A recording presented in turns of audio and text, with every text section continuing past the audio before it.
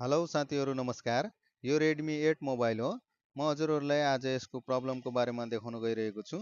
यसको प्रब्लम के छ भनेपछि कुनै पनि मोबाइलबाट यस मोबाइलमा फोन गरेपछि यसको घन्टी बज्छ, तर यसबाट बोलेको आवाज उता जाँदैन र उताबाट बोलेको आवाज यता आउँदैन र यहाँबाट पनि हामीले कल गर्दा यताबाट बोलेको आवाज उता सुनिँदैन र उताबाट बोलेको आवाज पनि यता सुनिँदैन र यस्तो प्रब्लम भएमा हामीले सर्वप्रथम यसको केही नगरिकन यसको जुन पावर अफ बटन छ यसलाई पावर अफ बटन थिचेर यसलाई हामीले पावर अफ गर्ने र पावर अफ गरिसकेपछि हामीले यसलाई 10 सेकेन्डको लागि होल्डमा राख्ने र 10 सेकेन्ड पछि हामीले यसलाई पावर रिस्टार्ट गर्ने। ल हेर्नुहोस्, यसलाई 10 सेकेन्डसम्म हामीले नछुने र 10 सेकेन्ड पछि फेरि हामीले यसको स्विचलाई थिचेर यसलाई पावर अन गर्ने र यस्तो प्रब्लम भएमा हाम्रो यदि यसको सेटिङबाट कुनै पनि हाम्रो बटन थिचिएर यदि आफै केही प्रब्लम भएको छ र यो साउन्डमा हाम्रो ह्याङ भएको छ भनेपछि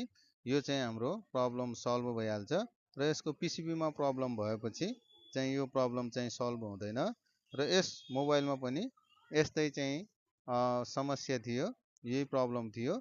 त्यसैले गर्दाखेरि म हजुरहरूलाई यसको भिडियो बनाएर देखाउन गइरहेको छु र यस्तो गरेमा चाहिँ हाम्रो यो रिस्टार्ट गरेमा चाहिँ हाम्रो धेरै जस्तो मोबाइलको चाहिँ यो प्रब्लम चाहिँ सल्भ भइहाल्छ। हजुरहरूको मोबाइलमा पनि यस्तो प्रब्लम छ भने हजुरहरूले पनि हेर्नुहोला र हजुरहरूलाई भिडियो कस्तो लाग्यो, यदि राम्रो लागेमा लाइक, कमेन्ट र सब्सक्राइब गर्नुहोला। यस्ता खालका भिडियो म अरू पनि लिएर आउनेछु।